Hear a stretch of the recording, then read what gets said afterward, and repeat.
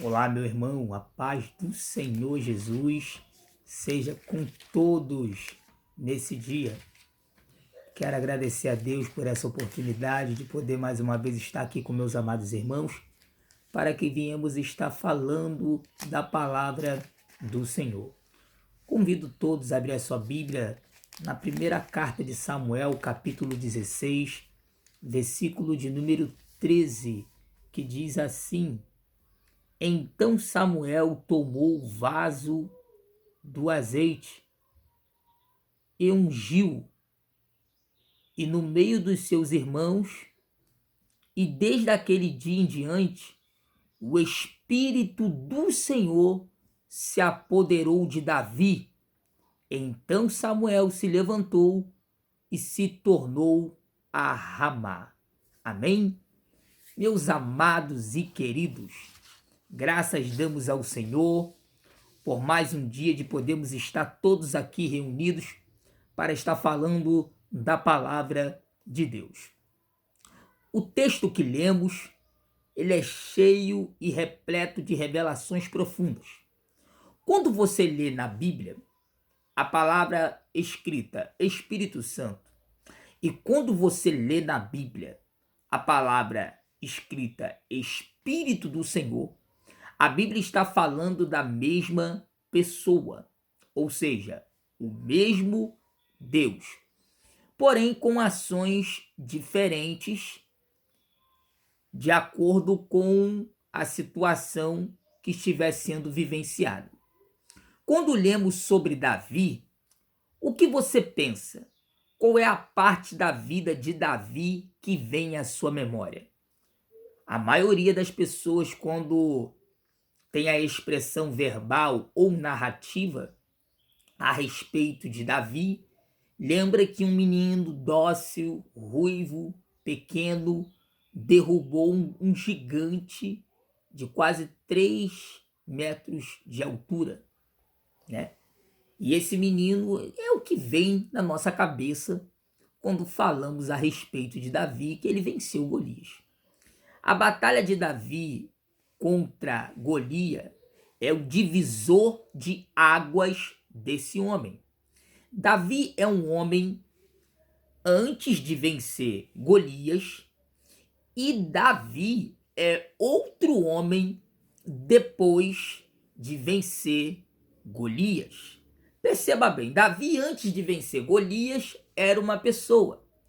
Depois de Davi vencer Golias, ele se tornou uma outra pessoa diferente. É importante lembrar que devemos todos analisar pontualmente a palavra do Senhor. Não se espante, todos nós temos os nossos divisores de águas na nossa vida. Todo crente tem uma batalha. Após essa batalha, você vê que esse crente se tornou outra pessoa totalmente diferente. Quando vemos a batalha de Davi contra Golias, ela é marcante por algumas razões. Qual, pastor? Número 1, ela é a batalha desproporcional, ou seja, entre os seus oponentes. Davi era um adolescente, Golias, um homem formado, já pronto para a guerra. Davi era baixo, Golias tem 3,5 metros de altura.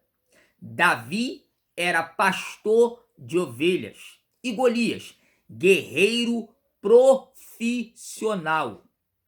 Então nós vemos que há algumas razões que traz diferenças de ambas partes, tanto de Davi como de Golias.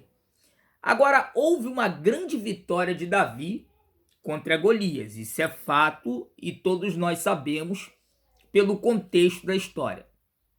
Mas após essa vitória, Davi ficou conhecido em todo o território de Israel.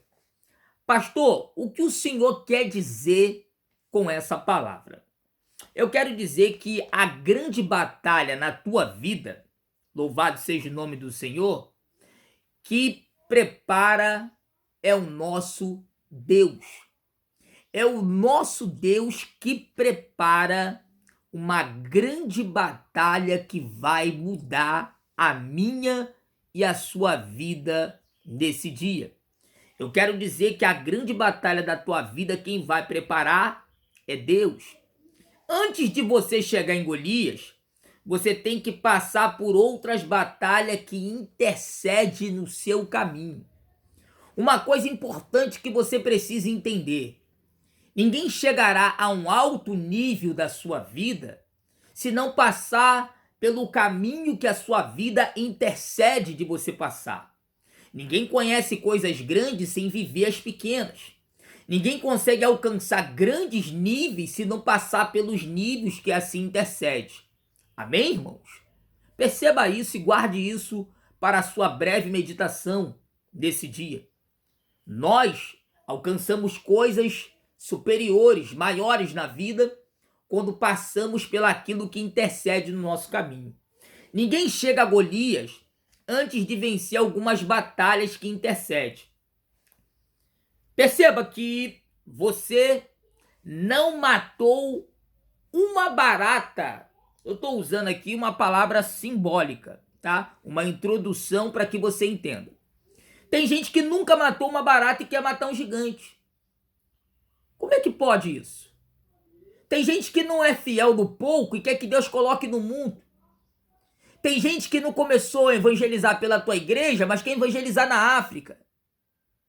Amém, irmãos? Tem gente que não consegue cuidar do povo que está dentro da sua igreja e quer cuidar do povo lá fora.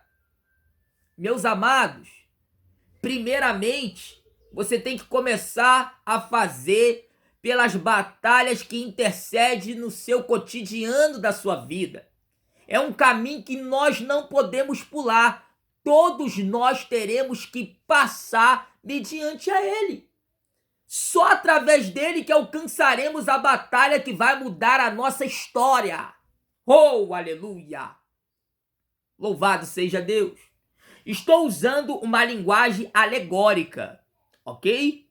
Para você não dizer assim, poxa, o pastor está lá falando algo que não está na Bíblia. Perceba que eu estou usando uma palavra alegórica para que você possa tirar as conclusões concretas a chegar num denominador que possa trazer um grau de espiritualidade e experiência no seu divisor de água. Louvado seja o nome do Senhor. Enquanto você não passar por essas pequenas batalhas da sua vida, você nunca chegará à batalha que mudará a sua história.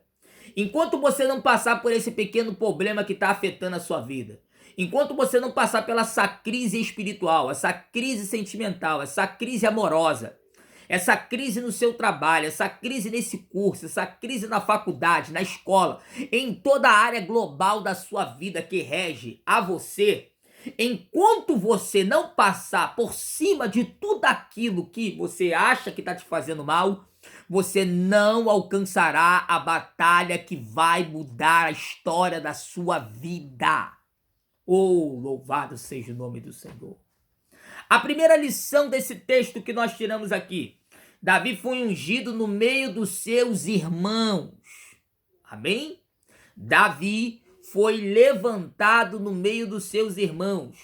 Sua preparação para sua grande batalha se dá no meio dos seus irmãos. Amém? Se dá no meio dos seus irmãos. A unção de Deus não cai em você em lugar secreto. A unção de Deus cai em você no meio dos seus irmãos. Então aprenda isso. É necessário viver em comunhão. É necessário estar entre os irmãos. Porque será no meio dos seus irmãos que Deus vai te honrar. Será no meio da sua casa que Deus vai te levantar. Será no círculo desse círculo de oração, desse ministério, dessa igreja, dessa chamada, que Deus vai te levantar e descerá a unção de Deus sobre a sua vida. A segunda lição do texto que nós tiramos aqui, que os 3 irmãos de Davi estavam no campo de guerra. Perceba isso. E Davi ia e voltava do campo. para apacentar as ovelhas. Perceba que a introdução dessa segunda lição aqui que eu separei, ela está escolhida entre ir e voltar. Davi, mesmo sendo ungido a rei, ele descia todo dia no campo para apacentar as ovelhas de seu pai. Pastor, por que Davi não ficou? Porque o palco da exaltação não estava formado ainda. Enquanto Deus não prepara o palco da sua exaltação, você vai e você volta. Uma coisa que você precisa entender: Davi, mesmo tendo a unção, tendo consciência que Saul está rejeitado, ele tem por entendimento que ainda não era a hora dele estar ali. Uma coisa que você precisa guardar em seu coração: nada será no seu tempo e na sua hora. Enquanto o seu momento não chega, vai e volta. Amém, irmãos? Continua indo e continua voltando. A terceira lição está no capítulo 17, a partir do versículo 17 e 18 do primeiro livro de Samuel. Ele vai levar lanche para os 3 irmãos no campo de batalha. Quem não gosta dele? Os 3 irmãos. E mesmo assim ele vai levar lanche para os 3 irmãos. A história mostra claramente que esses 3 irmãos odiavam Davi. Toda vez que Davi se aproximava, mesmo na inocência, os irmãos o humilhavam e menosprezavam ele como nada. Só que Davi vai levar alimento para eles no campo de batalha. E Davi desce para levar o alimento. Quando Davi chega no campo de batalha, o palco está pronto. É a hora que Golias está afrontando o exército do Deus vivo. E Davi está indo levar alimento para os seus irmãos que o odeiam. E lá Davi vê o palco já pronto. Porque o que eu aprendo aqui? A Bíblia diz que Davi ia e voltava todo dia. E Deus não tinha preparado o palco ainda. É por isso que Davi ia e voltava. Davi todo dia, quando descia ao campo para levar pão para os seus irmãos, era humilhado. Mas ele ia e voltava. Todo dia que Davi descia para levar alguma coisa para os seus irmãos, ele era menosprezado. Mas todo dia ele ia e voltava. Até chegar o momento certo do palco estar pronto. E quem tem chamada fica na fila de espera. Porque sabe que em algum momento a sua hora vai chegar. E Davi, um belo dia, está descendo ao campo e vê o exército do Deus vivo sendo afrontado. Aí Davi escuta Golias afrontando o Deus de Israel. E aqui está a 4ª lição. Davi diz: quem é esse incircunciso para afrontar o Deus vivo de Israel? O que aprenda aqui? Que Davi não tomou a peleja para si. O maior erro de um crente é tomar a peleja para si. Olha a expressão de Davi: quem é esse incircunciso para afrontar o Deus de Israel? Ele não diz o Deus de Davi. Ele não diz o meu Senhor. Não, ele diz o Deus de Israel. Ou seja, Davi não tomou a peleja para si. Davi pegou a peleja para o Senhor. E o Senhor pelejou por ele. E diz a história que Davi pede para levar ao rei. E Davi olha para o rei e diz: eu vou matar esse gigante. Saul diz: menino, eu sei que você toca bem a harpa, mas ele é campeão de guerra. Eu sei que você está até querendo servir ao seu rei, mas ele, é campeão de guerra. A lição que eu tirei dessa expressão de Saul, que Davi diz ao rei: antes de eu ir ter com Golias, eu quero lhe contar o meu testemunho, que ainda não tive o tempo de contar. A minha história é essa. Quando eu tinha apenas 11 anos de idade, me veio um leão e despedaçou uma das minhas ovelhas que eu pastoreava. E eu observei aquele leão, armei uma armadilha e arranquei a sua própria vida. E no outro dia veio um urso. E esse urso era forte, grande, peludo. E atacou uma das ovelhas de meu pai e eu lutei com ele até vencer. Quando Davi conta a sua história, o seu testemunho, Davi, ao narrar, ele diz a história a Saul. E Saul disse: você me convenceu. Pega a minha armadura e coloca nesse menino. Quero dizer uma coisa para você aqui, que eu creio que ainda você não saiba. A pior coisa que tem é usar a arma do outro. Não se pega a arma de ninguém, o talento de ninguém, o jeito de ninguém, a maneira de ninguém. Seja você.